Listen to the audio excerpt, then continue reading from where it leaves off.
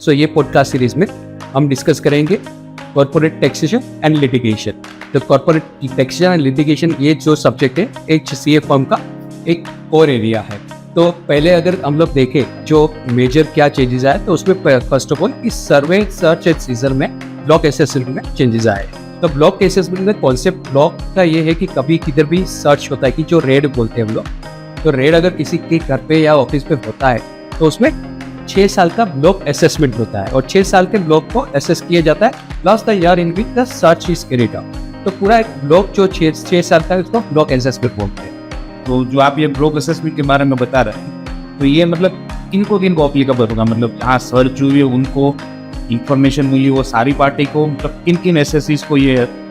तो जैसे कि फॉर एग्जांपल अगर देखा जाए तो किसी के यहाँ सर्च हुई, फॉर एग्जांपल एक बिल्डर के यहाँ सर्च हुई है तो बिल्डर के जो बिल्डर एसएससी है उसको सर्च हुए 132 में तो उसके यहाँ ये ब्लॉक असेसमेंट होएगा। उसके ब्लॉक पूरा 6 साल का प्लस 1 कंटिन्यूअस ईयर वो 7 साल ओवर पीरियड ऑफ टाइम का असेसमेंट होएगा। अभी ये कॉन्सेप्ट ये था कि ये जो एप्लीकेबल प्रोविजंस है वो जो अदर पर्सन है कि जिसका इंफॉर्मेशन मिला है सर्च के दौरान थर्ड पार्टी है उसको भी ये प्रोविजंस अप्लाई होता तो उसके यहाँ भी 6 साल का ब्लॉक असेसमेंट होता था। नाउ इन दिस प्रोविजंस ये एक चेंज किया है कि जो अगर कोई स्पेसिफिक ईयर का ही इंफॉर्मेशन मिला है, फॉर एग्जांपल बिल्डर के यहाँ कुछ आपका 1 साल का इंफॉर्मेशन मिला है तो वो पर्टिकुलर ईयर का ही असेसमेंट होगा, देखिए पूरा ब्लॉक का। सो ये वेलकमिंग प्रोविजंस है जिसको थोड़ा लिबरली देखा गया है for the other persons. Very right. So now for the next point I would request Abhishek to take over. Yes, so अभी हम नेक्स्ट पॉइंट में डिस्कस करेंगे regarding the common order for the assessment as well as the penalty. तो जैसे हम सब जानते हैं प्रेजेंटली स्ट्रक्चर ऐसा है कि कोई भी असेसमेंट होता है, स्क्रूटिनी असेसमेंट, री असेसमेंट, तो उसका ऑर्डर पास होता है। अगर आपका ऑर्डर में कोई एडिशन हुआ है तो ऑर्डर में नॉर्मली जो ऑफिसर है वो पेनल्टी इनिशिएट करता है और उसके बाद पेनल्टी प्रोसीडिंग अलग से इनिशिएट होती है। तो असेसमेंट प्रोसीडिंग हुआ या जिसके खिलाफ आप अपील में जाओगे, पेनल्टी प्रोसीडिंग सेपरेटली इनिशिएट होगा, वो अलग से प्रोसीडिंग चलेगी।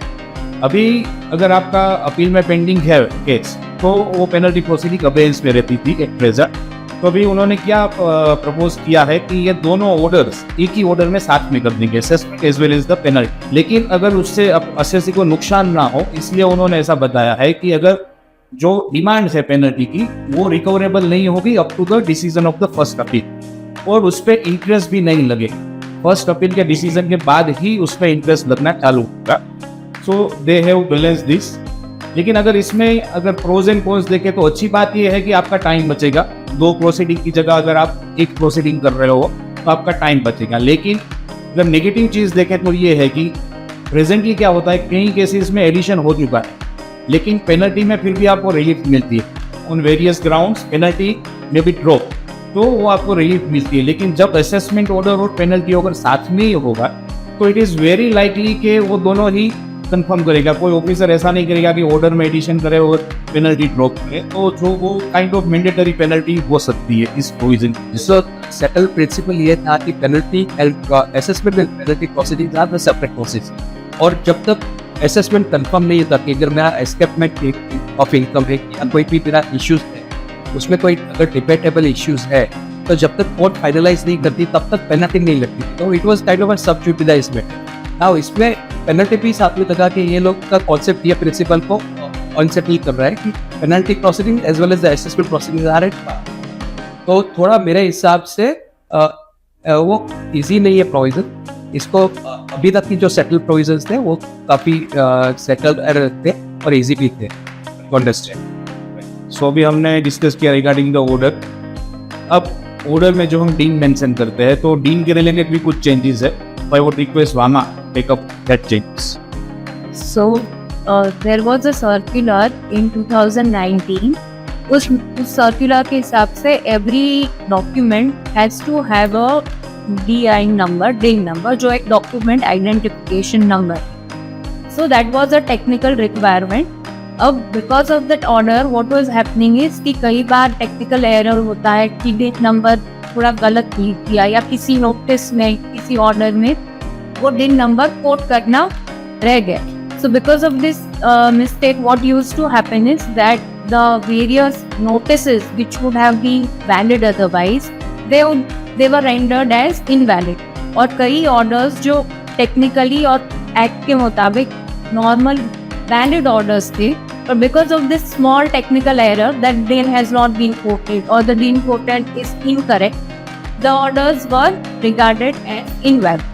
And various courts have also given decisions in favor of the assessee. He says the DIN is not quoted properly, the order is invalid. So, in order to, curb this technical irregularity, what the bill is proposing is that even if the DIN is mentioned somewhere in the notice or even in the order, then it will suffice. It is regarded कि compliance हो गया है इस circular का, and this change has been brought about retrospectively. मतलब जब 2019 में ये circular को introduce किया, उसी दिन से इस change को उन्होंने applicable किया. Now there are certain other technical changes also, so I will tell Kalpesh right to take over. So before going into the next stage, now because since this clarification has come retrospectively, so matter pending before the Supreme Court is also now not an issue. That litigation is also over and again there is the SSC mainly. So that the next issue is regarding the notice because of the new concept of faceless assessment. Now it was being stated that now there is no human intervention. So none of the officer has power to issue any notices or to pass any assessment. Everything will be decided under the faceless environment. But so in this concept, because of the concept of faceless assessment, the notices were issued under Section 148 for reopening of the assessments. Now those notices are issued by the judicial officer, who is the local office, and that officer is called JAO officer. So it was being contended that such notices are issued by the local officer, and therefore since the concept and principles of the faceless is being affected, and therefore such notices are bad in law. Such matters are also being highly debated by the various courts. Now there is also further clarification that since such notices are issued in consideration of the pre-inquiry, so it is a pre-inquiry and where the judicial officer has the power to carry out the inquiry prior to the assessment, and therefore such notices are issued by the judicial officer is a valid notice. Again, it is in the nature of the clarificatory nature, but there are a lot of litigations which is going on to various high courts and the Supreme Court. Now all these decisions are also being overcome by the parliamentary decisions. So next issue, I will request Anand to take over the chart. Now we are discuss about the proposed changes related to the conversion of penalty into fees for the non-compliance of procedural aspect.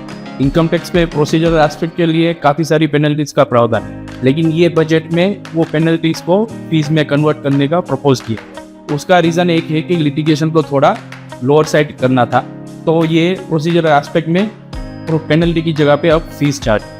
ये changes में हम 3 senior cover करेंगे.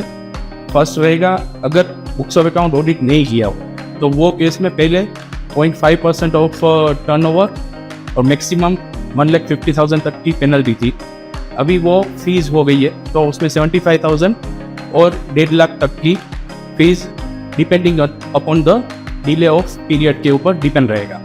Second, अगर मुझे transfer pricing related के audit report applicable रहते हैं, अगर वो सबमिशन करना है और वो सबमिशन नहीं हुआ है, टाइमली नहीं हुआ है, तो उसमें भी जो पेनल्टी का प्रावधान था उसको भी फीस में कन्वर्ट किया हुआ है, और उसमें भी फीस 50,000 और 1 lakh rupees depending upon the delay of period रहेगा. और तीसरा जो है फेलियर ऑफ स्टेटमेंट, जो submission statement of financial transaction का जो स्टेटमेंट रहता है, वो सबमिशन करने में अगर फेलियर रहती है तो पेनल्टी भी पर डे के हिसाब से पहले थी और फीस को भी पर डे के हिसाब से ही रखा हुआ है. तो वो पर डे के हिसाब से 500 रुपीज़ और 1,000 rupees per day fees levy होगी, जो पेनल्टी भी एज अकॉर्डिंगली पहले थी एक्ट में. लेकिन ये करने के लिए लिटिगेशन तो कम होगा, लेकिन पेनल्टी डिस्क्रिशनरी नेचर रहता है और फीस जो रहती है वो मैंडेटरी नेचर रहता है. मैंडेटरी नेचर होने की वजह से टैक्स पेयर के ऊपर बर्डन रहेगा. अगर नॉन कंप्लायंस हुआ है तो मैंडेटरीली फीस लेवी होगी और वो फीस पे करनी पड़ेगी. लेकिन पेनल्टी में क्या आएगी, पहले स्कोप रहता था, अगर जेन्युइन केस है और जेन्युइन कॉज ऑफ रीजन आपके पास अवेलेबल है तो पेनल्टी वेव हो सकती थी. लेकिन ये प्रपोज चेंजेस के बाद फीस में वो वेवर नहीं है. जैसे कि कोई कई बार अपना ऑडिट नहीं हो सकता because of the various reason की एसएससी खुद अगर इल है या उसके chartered accountant is not available, maybe some technical reason है, आप कर नहीं सकते ऑडिट रिपोर्ट। वो केस में हम लोग ये बोनाफाइड रीजन बता सकते थे और court were ready to accept that bona fide reason और पेनल्टी उसमें ड्रॉप होती। Now there is a very less scope that fee minimum fees of 75,000 for non compliance of the audit credit. Now I request Nancy to throw some light on the changes related to the prosecution. तो finance bill 2026 में prosecution के provisions को थोड़ा rationalise और simplify किया है, जैसे कि इम्प्रिजनमेंट 7 साल की जगह 2 साल कर दिया है, और अगर टैक्स इवेजन 10 लाख से कम है तो पनिशमेंट के रूप में सिर्फ फाइन पे करते हैं। अच्छा, तो फिर पहले जो क्रिमिनल ऑफेंस जाना जाता था काफ़ी, जो एस्केपमेंट होता था, तो उसकी जगह इसको डिक्रिमिनलाइजेशन को, तो ये एक वेलकमिंग चेंज है ये प्रोविजन में। सो बेसिकली ये काफ़ी सारा इश्यूज इसमें इसलिए आता था कि प्रोसीजरल एस्पेक्ट के लिए भी प्रोसिक्यूशन के प्रोविजंस थे, तो वो एसएससी के लिए बहुत एडवर्स इफेक्ट करता था क्योंकि छोटा सा कंप्लायंस नहीं है। जैसे कि टीडीएस का अगर सिर्फ हाँ, टीडीएस लेट पेमेंट हुआ है, बेस्ड ऑन रेट जो अभी जो प्रेजेंट प्रोसेस है उसमें because of the late payment of TDS also there was a criminal offence ना, उसको घटा के इसको फीस में कन्वर्ट किया, तो उसमें इंक्रीजमेंट और वो सब इश्यूज नहीं है। Now I'll request Kalpeshwar to take up on international transactions. So international transaction में मेजर जो इश्यूज जो आ रहे हैं ये हमारे देश में, because we are service provider as an exporter for the IT and ITES services. तो उसमें क्या हो रहा है कि there are most of the companies who have the associated enterprise like उसकी सिस्टर कंसर्न आउटसाइड इंडिया, तो उनके बीच में ट्रांजेक्शन्स होते हैं।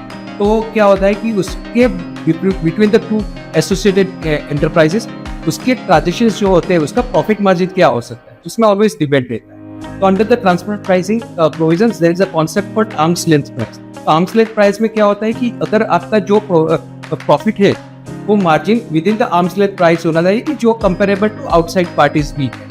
तो उसमें काफी सारे डिबेट है, इश्यूज है, and India is the one of the largest litigator under the transfer pricing provisions. To remove all these issues एक नया कॉन्सेप्ट लिया गया है कि जिसमें कि ट्रांसफर प्राइसिंग प्रोविजंस को थोड़ा रिलैक्सेशन दिया गया है। उसमें ट्रांसफर प्राइसिंग प्रोविजन में एक ऐसा कॉन्सेप्ट लिया गया है कि उसमें जो हम लोग सेफ हार्बर प्रोविजंस करेंगे। सेफ हार्बर प्रोविजंस मीन्स कि एक fix rate of amount of the transfer pricing profit वो डिसाइड किया जाएगा। जैसे कि पहले 17% टू 24% वो मार्जिन था, उसको घटा के 15% कर दिया। अभी इश्यू ये हो रहा था कि एक कंपैरिजन किसके साथ हो, जैसे कि इन्फोसिस का कंपैरिजन एक छोटी कंपनीज को भी किया जाता था, तो उसमें काफी सारे इश्यूज आते हैं। तो उसके हिसाब से ये प्रोविजन जो एप्लीकेबल होएगा वो 300 करोड़ से बढ़ा के 2000 करोड़ की कंपनी को कर दिया, जो देखिए बड़ी कंपनीज है उसको ही एप्लीकेबल होएगा। और share harbour provisions will be applicable for the next 5 years और सारी सिस्टम ऑटोमेटेड कर दी गई, इसलिए इसमें बहुत ट्रांसपेरेंसी भी रहेगी।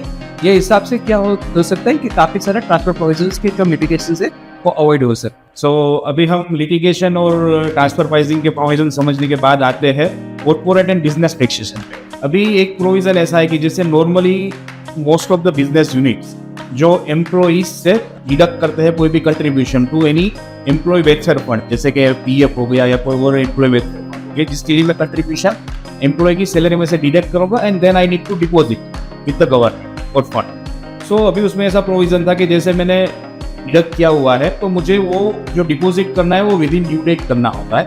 अगर ड्यू डेट मान लीजिए कि नेक्स्ट मंथ की 15 तारीख है, अगर मैं एक दिन पे डिले करता हूँ वो डिपॉजिट करने में, तो अभी प्रोविजन ऐसा है कि वो मुझे एक्सपेंस के तौर पे अलाउ नहीं होगा।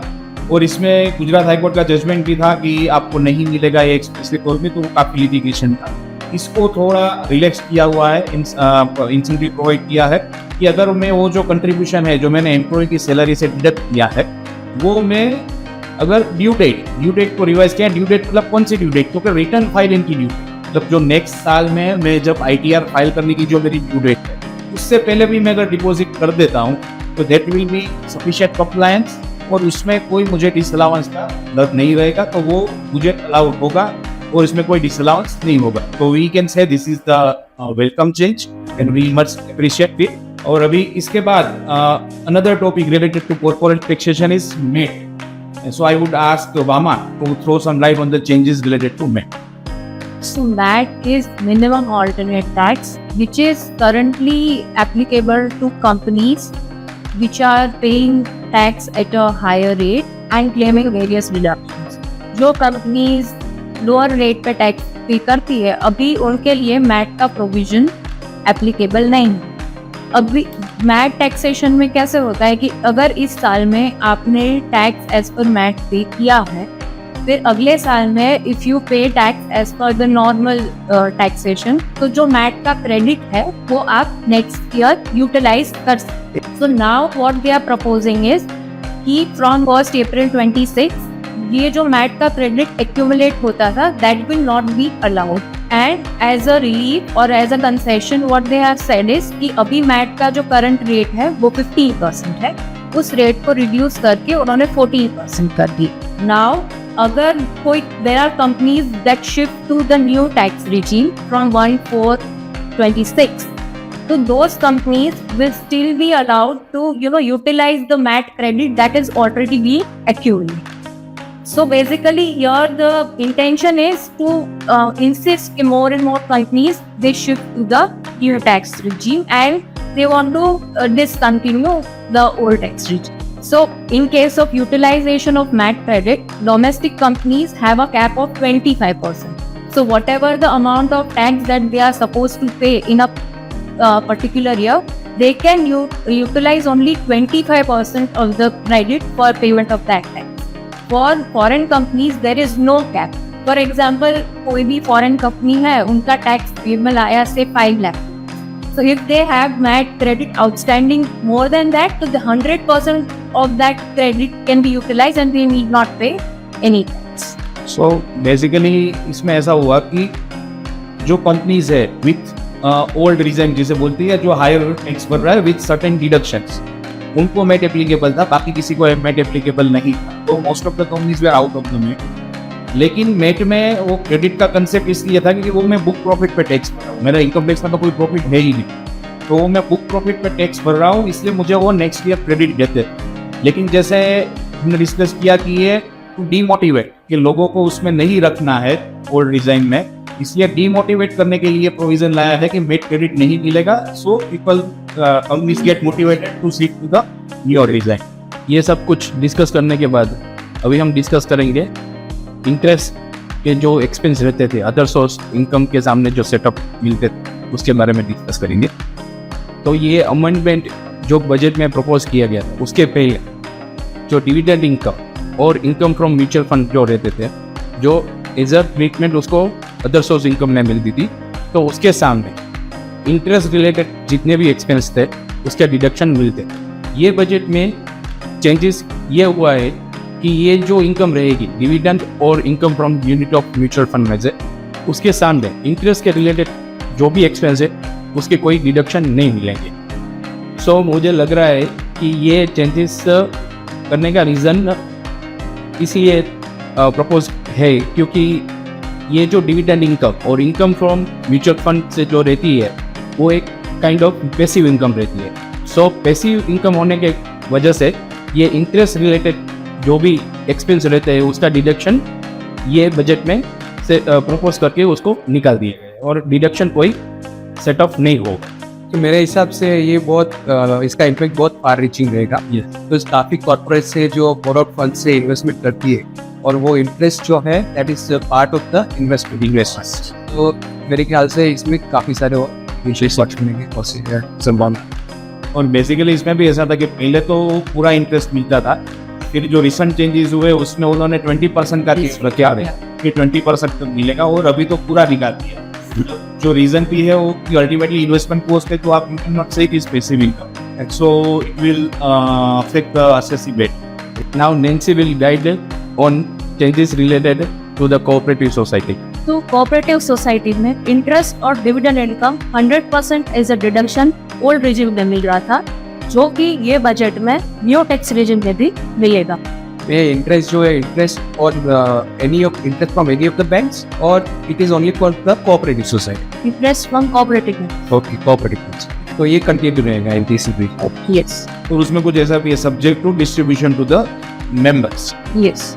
So in his case, अगर एक कोऑपरेटिव सोसाइटी दूसरी कोऑपरेटिव सोसाइटी से डिविडेंड लेता है और वो डिविडेंड अगर डिस्ट्रीब्यूशन हो जा रहा है to their members and that is also exist. दूसरा अमेंडमेंट ये है कि प्राइमरी कोऑपरेटिव सोसाइटीज जो कि milk supply, oil seeds, fruits, vegetables ये बिजनेस में एंगेज है, उनको 100% business profit as a deduction मिल रहा है।